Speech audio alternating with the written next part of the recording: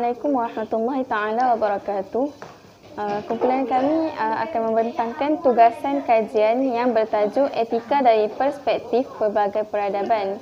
Antara peradaban yang akan kami bahaskan adalah tamadun Mesopotamia, tamadun Mesir Purba dan juga tamadun Cina. Perkataan etika berasal dari Yunani iaitu ethos yang bermaksud watak. Etika adalah piawaian yang berdasarkan betul dan salah tindakan dan tingkah laku seseorang itu dalam melaksanakan tugasan sebagai seorang manusia. Kehidupan yang beretika akan memastikan orang itu melakukan tugasnya untuk memberi manfaat kepada orang lain dan juga diri sendiri. Contohnya, seseorang akan dianggap beretika selagi tindakannya tidak menyimpang dari norma-norma sosial, peraturan, undang-undang dan juga nilai-nilai moral yang membahayakan diri sendiri dan juga orang lain. Sisi peradaban bagi setiap negara dan setiap bahasa adalah berbeza. Contohnya seperti Arab. Dalam bahasa Arab, peradaban adalah tamadana atau madana yang bermaksud memilih lokasi sebagai tempat kediaman dan membina kawasan di bandar. Menurut Kamus Al-Munjid, peradaban adalah fenomena yang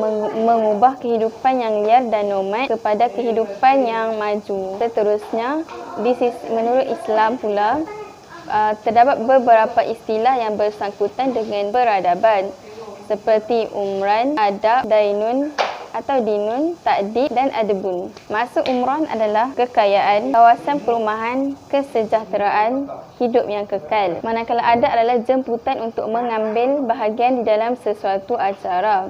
Dalam bahasa Cina pula, peradaban adalah wen ming. Wen ming bermaksud peradaban yang cerah, terang dan bercahaya. Wen bermaksud indah, cantik. Manakala ming bermaksud cahaya atau kecerahan. Di dalam bahasa Tamil, peradaban adalah nakarikam. Nakar bermaksud kota atau bandar, manakala ikam bermaksud membawa erti pembentukan. Nakar juga merupakan simbol tentang penjelmaan Tuhan Siva, iaitu Tuhan yang menciptakan bandar. Objektif kajian ini adalah yang pertama, mengenal pasti sistem pemerintahan bagi setiap tamadun. Yang kedua adalah menghuraikan sistem kemasyarakatan bagi setiap tamadun, dan yang terakhir adalah menerangkan hubung kait etika di dalam setiap tamadun dalam pelbagai aspek. Seterusnya adalah skop kajian. Kajian kami adalah bersifat kajian kepustakaan dengan melakukan kajian primer ke atas bacaan-bacaan tertentu dan rujukan yang terpilih sahaja. Kajian ini tidak melibatkan kajian lapangan, memandangkan pihak kerajaan telah mengeluarkan arahan perintah kawalan pergerakan bagi memendung penularan wabak pandemik virus COVID-19 yang masih belum selesai. Tamadun yang seterusnya ialah tamadun Mesopotamia. Tamadun ini merupakan tamadun yang terawal di dunia yang membawa maksud tanah di antara dua sungai, iaitu Sungai Tigris dan Sungai Euphrates. Tamadun Mesopotamia mengamalkan sistem teokrasi. Sistem ini membawa maksud raja wakil kepada Tuhan. Di dalam sistem ini, raja berfungsi sebagai ketua pentadbir negara, ketua tentera kerajaan dan juga pendeta dalam hal-hal keagamaan. Seterusnya, tamadun ini telah mengguna pakai organisasi Kod Undang-Undang Hammurabi yang telah digubal oleh Raja Babylon yang ke-6. Di dalam sistem ini ataupun di dalam Kod Undang-Undang ini mempunyai 282 fasal, antaranya menyentuh isu perkahwinan, isu harta, perdagangan dan juga isu perhambaan. Berdasarkan Kod Undang-Undang ini, ia telah memberi kesan yang baik ke dalam tamadun Mesopotamia dalam menguruskan organisasinya. Seterusnya ialah organisasi. Di dalam organisasi masyarakat tamadun ini, mereka mempunyai dua golongan. Yang pertama ialah golongan atasan, iaitu merupakan raja dan juga pemerintah-pemerintah kerajaan. Seterusnya ialah rakyat biasa yang terdiri daripada golongan tentera dan juga para peniaga yang menjalankan urusan perdagangan. Seterusnya ialah golongan bawahan yang terdiri daripada penjenayah, tawanan perang, hamba yang menjadi jual beli oleh warga tempatan, dan seterusnya ialah hamba yang telah pun menjadi hamba sejak daripada kecil. Saya akan membentangkan tentang hubung kait etika dalam tamadun tamadun Mesopotamia. Terdapat pelbagai etika-etika yang telah diterapkan dalam tamadun Mesopotamia ini. Pertama sekali, tamadun ini sangatlah menekankan etika-etika yang telah dibentuk dalam masyarakat mereka bagi mempertahankan kelangsungan dan juga keharmonian kehidupan masyarakat mereka. Sebagai contoh, organisasi sosial tamadun ini sangatlah mampu untuk menjadi model kepada tamadun lain. Perkara ini disebabkan rakyat mereka sangatlah mematuhi segala peraturan dan juga perintah yang telah diberikan oleh pemerintah mereka. Setiap individu ataupun rakyat tamadun ini sangat perlulah mematuhi perintah yang telah diberi oleh pemerintah mereka untuk menjaga kerukunan sosial tamadun mereka. Perkara ini boleh dikaitkan dengan teori etika kemoralan sosial kerana teori ini menjelaskan bahawa telah menjadi tanggungjawab setiap orang ataupun setiap individu untuk mematuhi pemerintah sebagai autoriti. Seterusnya tentang isu salah seorang raja atau pemerintah tamadun Mesopotamia, iaitu Raja Naram-Sin. Raja Naram-Sin ini telah menyuruh rakyatnya di Akkad untuk menyembah dirinya. Walaupun sebelum ini rakyat mereka tidak pernah menyembah salah seorang daripada raja mereka. Dan Raja Naram-Sin ini juga telah menggelarkan dirinya sebagai Tuhan dan juga Raja empat penjuru alam.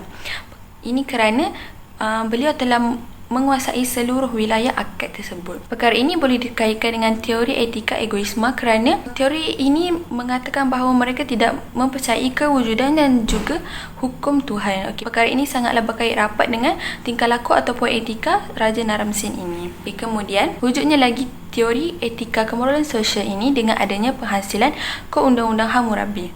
Kod Undang-Undang Hammurabi ini adalah kod undang-undang yang paling awal serta terkenal dan juga amat lengkap. Teori kemoralan sosial ini dapat dikaitkan kerana masyarakatnya yang bergantung kepada tata susila, norma, adat, tata tertib dan termasuk juga undang-undang.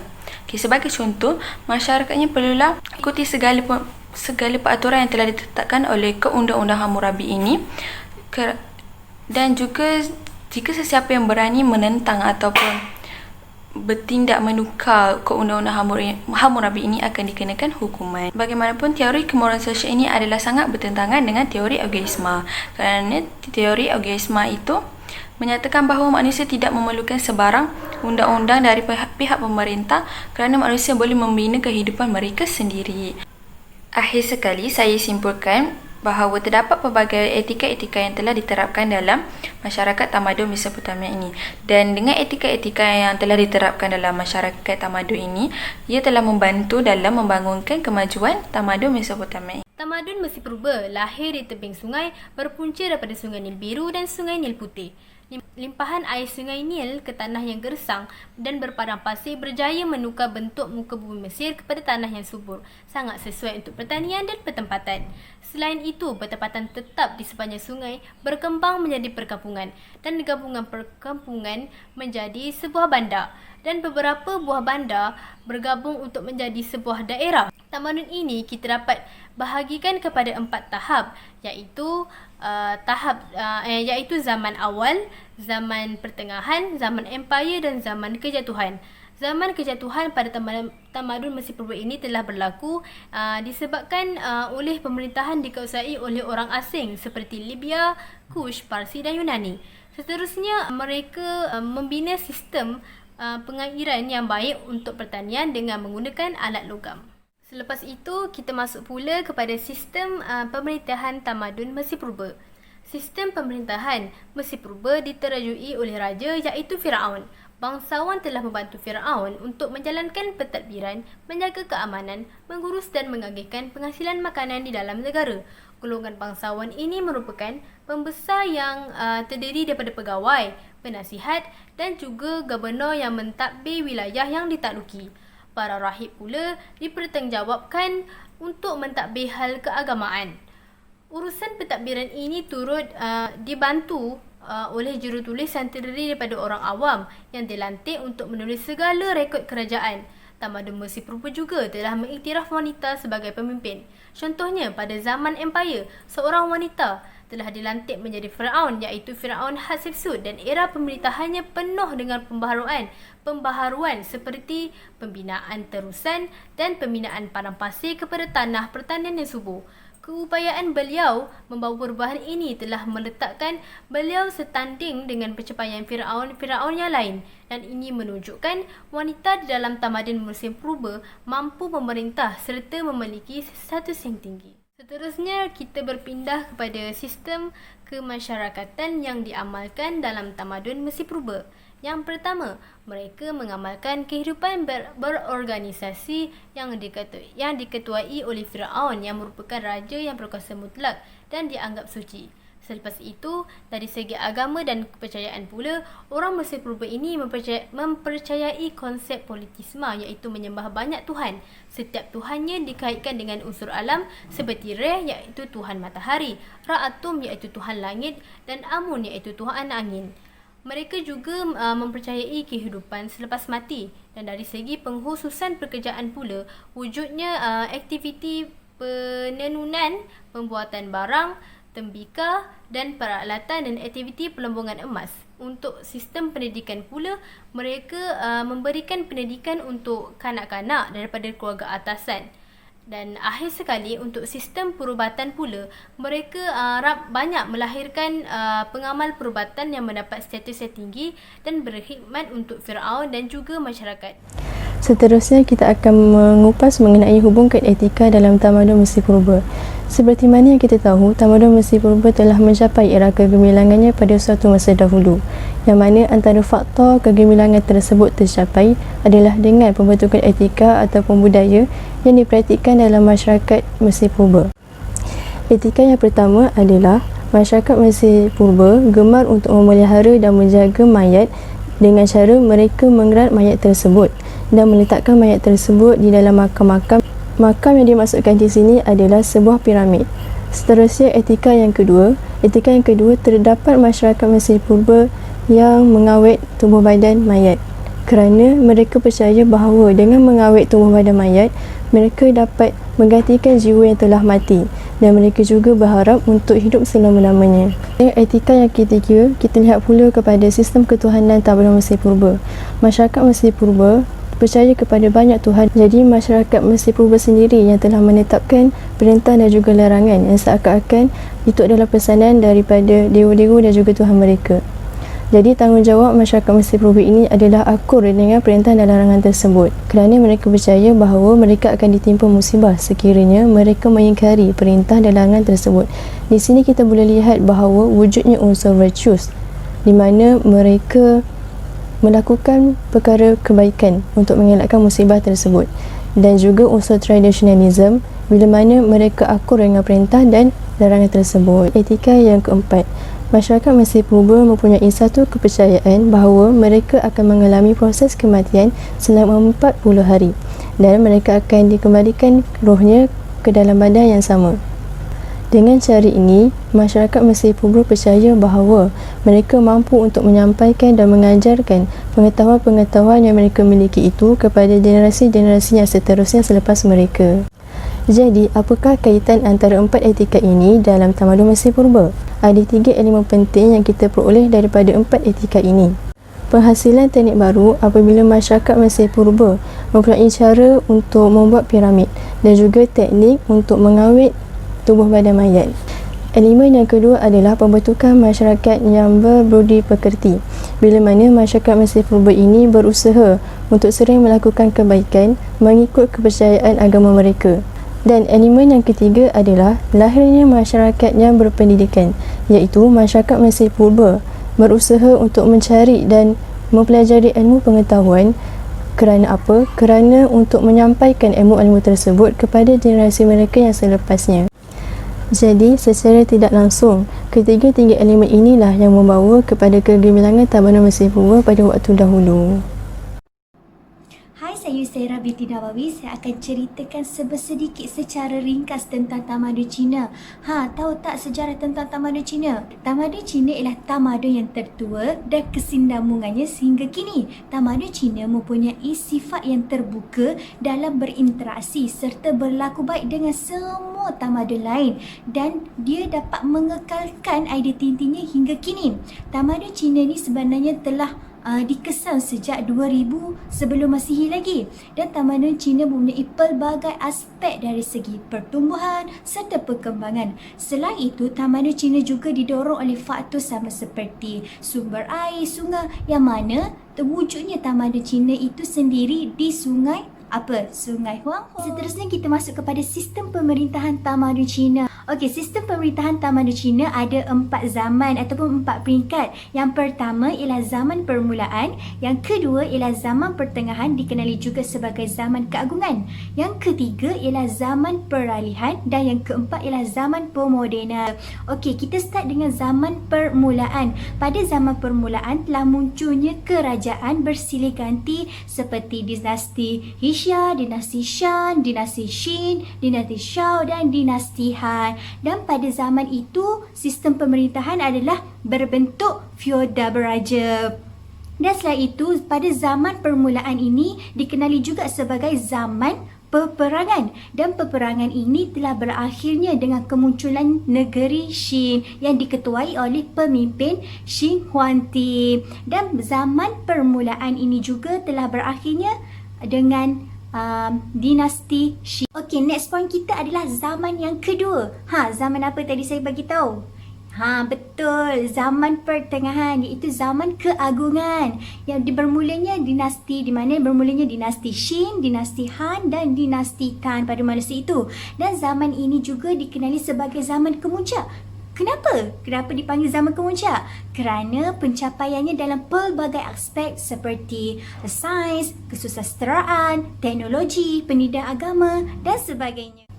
Okey, kita pergi pada next point kita yang ketiga, iaitu zaman peralihan, perubahan kuasa. Tamadun Cina telah dicerobohi oleh orang Gasar.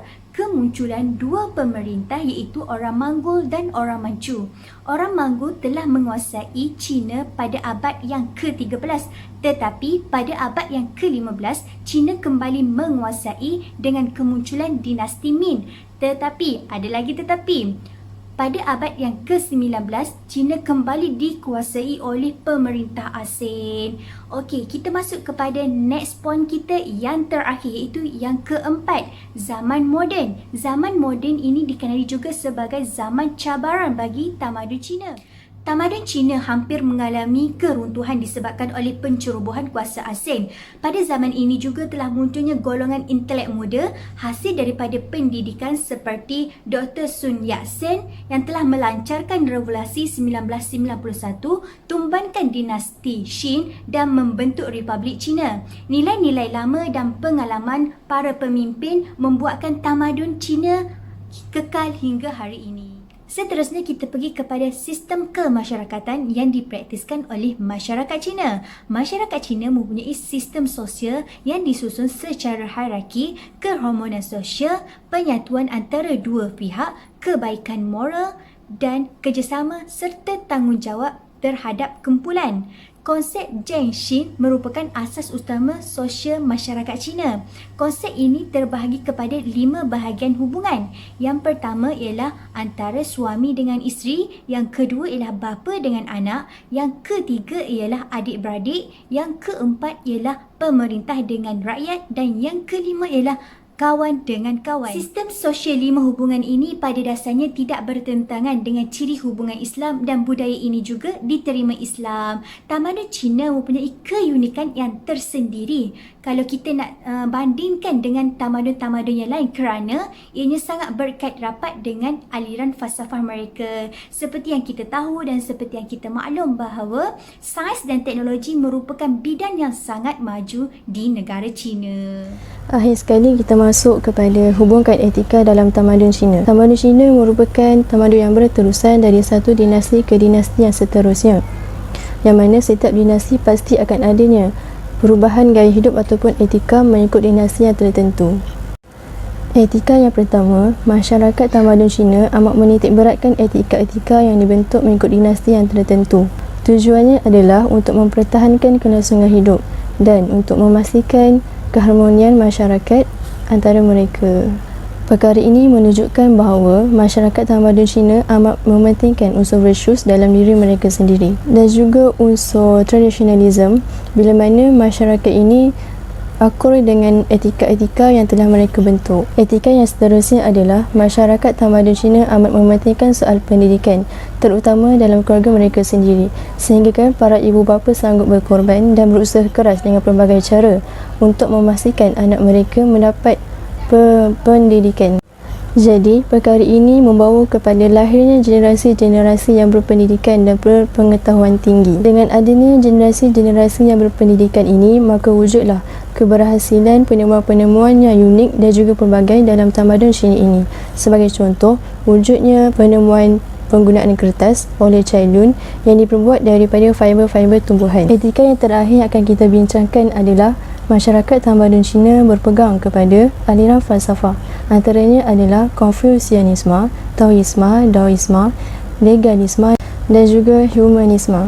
Ini merupakan satu perkara yang baik kerana kesemua aliran falsafah yang dipegang mereka menekankan nilai moral dan teori etika berkepribadian mulia. Jadi, ketiga-tiga etika inilah yang membawa tamadun Cina kepada peradaban yang lebih maju dari satu dinasti ke dinasti yang seterusnya.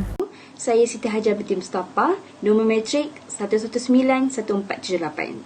Saya ditugaskan untuk memberi kesimpulan keseluruhan tajuk ini, iaitu rumusan dan juga cadangan.